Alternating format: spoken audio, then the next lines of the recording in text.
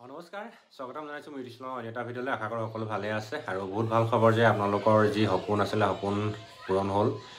যোৱাকালি SSC result দিলে আৰু বহুত ল'ৰাই চাকৰি পাবলৈ সক্ষম হৈছে আৰু যিসকলৰ অশেষ চেষ্টা লাগি আছিলে আশা কৰি আছিলে ফাইনেলি তেওঁলোকৰ সপোনবোৰ ছাকচেছ হ'ল আৰু খুব ভাল লাগিছে আৰু মোৰ কণ্টেক্টত থকা কেইবাজনো চিলেকশ্যন হৈছে তেওঁলোকেও মই বহুত আন্তৰিক অভিনন্দন জনাইছোঁ আপোনালোকৰ যি সপোন আছিলে সপোনবোৰ পূৰণ হ'ল পুলিচে হওক বা তোমাৰ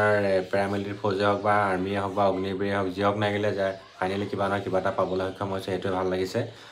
আৰু লগতে আপোনালোকে সকলোৱে জানে এবাৰ SSC যি কাটমাৰ্ক বহুত গৈছে আৰু সেইকাৰণে অহাবাৰ যিসকলে দিম বুলি ভাবিছে খুব ভালকৈ আপোনালোকে প্ৰেক্টিছ কৰিব লাগিব খুব হাৰ্ড ৱৰ্ক কৰিব লাগিব আৰু যিসকলে এবাৰ তেওঁলোকৰ ফাইনেল লিষ্টত নাম নাহিলে তেওঁলোকলৈ দুখ নকৰিবলৈ নকওঁ হয়তো সময় আছে আপোনালোকে আকৌ ট্ৰাই কৰিব উপায় নাই একেবাৰে যে পাব লাগিব বা একেবাৰে যে ছাকচেছ হ'ব তেনেকুৱা কোনো কথা নাই আপোনালোকৰ এবাৰ দুবাৰ নহয় তিনিবাৰটো হ'ব লগা হয় বা হয়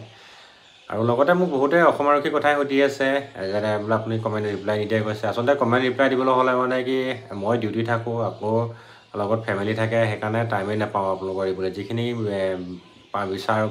চাওঁ আৰু সেই তেওঁলোকক পটাপট ৰিপ্লাইটো দিওঁ তেনেকৈ থাকিয়ে যায় তাৰ বাবে আপোনালোকে বেয়া নাপাব আৰু স্পেচিয়েলি বেছিকৈ সুধি আছে আছাম পুলিচৰ SI এক্সাম কেতিয়াকৈ হ'ব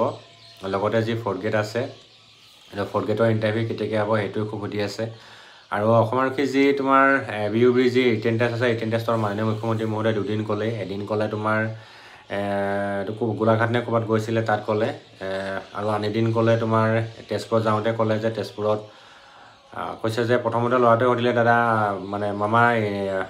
ৰিটেন টেষ্ট কেতিয়াকৈ হ'ব তেতিয়া ক'লে বোলে ফেব্ৰুৱাৰীত হ'ব নহয় আপুনি মাৰ্চত কৈছিলে তেতিয়াহ'লে ধৰক কেতিয়াকৈ লাগিব বোলে মাৰ্চত লাগিব বুলি ক'লে ঠিক তেনেকৈ এতিয়া মাৰ্চ বুলি CM ছাৰে কৈছে সেইকাৰণে এতিয়া মাৰ্চলৈকে ৱেইট কৰিব লাগিব কিন্তু তাৰ আগতে আপোনালোকৰ যিহেতু ABUP কাট অফ লিষ্ট মাৰিব ৰিটেনৰ কাৰণে তো সেইটো এটা খুব সোনকালে মৰাৰ সম্ভাৱনা আছে কেতিয়াকৈ মাৰিব বুলি সেইটোও মোক বহুতে সোধে তো সেইটোও খুব সোনকালে মৰাৰ সম্ভাৱনা আছে তো এতিয়া ক'ব পৰা নাযায় ডেটটোতো আমি ক'ব নোৱাৰোঁ SLBB মানুহ নহয় তথাপিতো যোগাযোগ কৰা যায় কেতিয়াকৈ দিয়াৰ সম্ভাৱনা আছে কিবা দিব হৈছে নি তেনেকৈ যেতিয়া আমি লগৰবিলাকৰ লগত ডিছকাছ কৰোঁ তেতিয়া গম পোৱা যায় আৰু যিসকলে অফিচিয়েলত যোগাযোগ কৰি ৰাখে তেওঁলোকৰ লগতো ডিছকাছ কৰা হয় তাৰপিছতে আপোনালোকৰ স্পেচিয়েলি এতিয়া SI এক্সামটোৰ কাৰণে বহুতে সুধি আছে আৰু চব ইণ্টাৰভিউ হৈ গ'ল ABUP হৈ গ'ল তোমাৰ কামাণ্ডো হৈ আছে সেইকাৰণে SIটোৰ এতিয়া ৰৈ আছে আৰু লগতে 4th গ্ৰেডৰ ইণ্টাৰভিউ আৰু 4th গ্ৰেডৰ ইণ্টাৰভিউ অকল এটাই হ'ব আপোনালোকে সকলোৱে জানে যে অকল তাত যিটো TPD যিটো আছে টেট প্ৰিফাৰেঞ্চি টেষ্ট যিটো আছে সেইটোৱে হ'ব আৰু তাতে আপোনালোকৰ চিলেকশ্যন যদি হৈ যায় তেতিয়াহ'লে আপোনালোকৰ ডাইৰেক্ট চাকৰি হ'ব সেইকাৰণে সেইটো মোৰ যিমানটো সম্ভৱ একেবাৰে শেষ পৰ্যায়তে সেইটো অনুষ্ঠিত কৰিব ABUP ৰিটেন টেষ্ট ভাইভা তাৰপিছতে আপোনালোকৰ SIৰ যি written test physical test viva হোৱাৰ পিছতহে আপোনালোকৰ 4th গ্ৰেড আৰু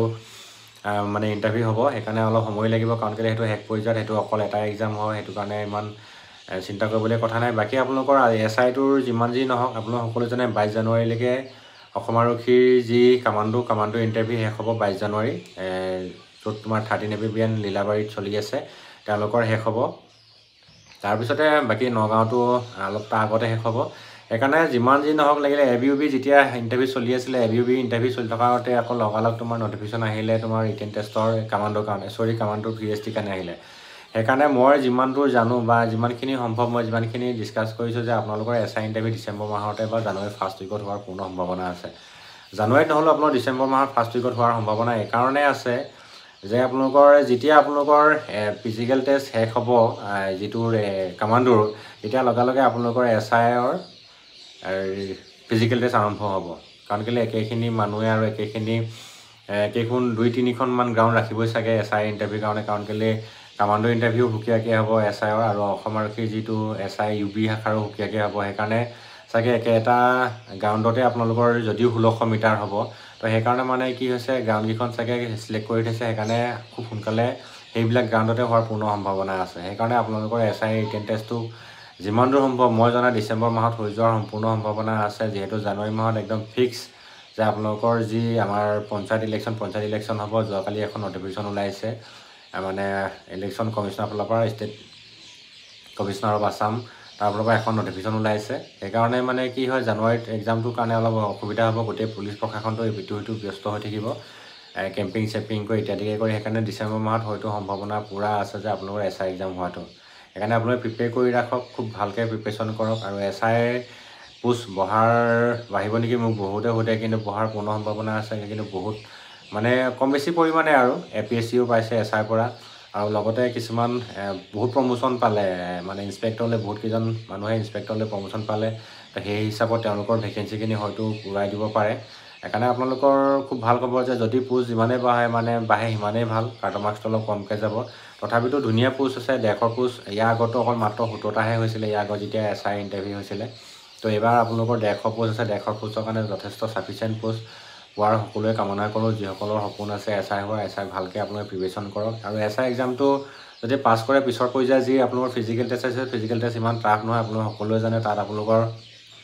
1600 মিটাৰ দিব 1600 মিটাৰ দিব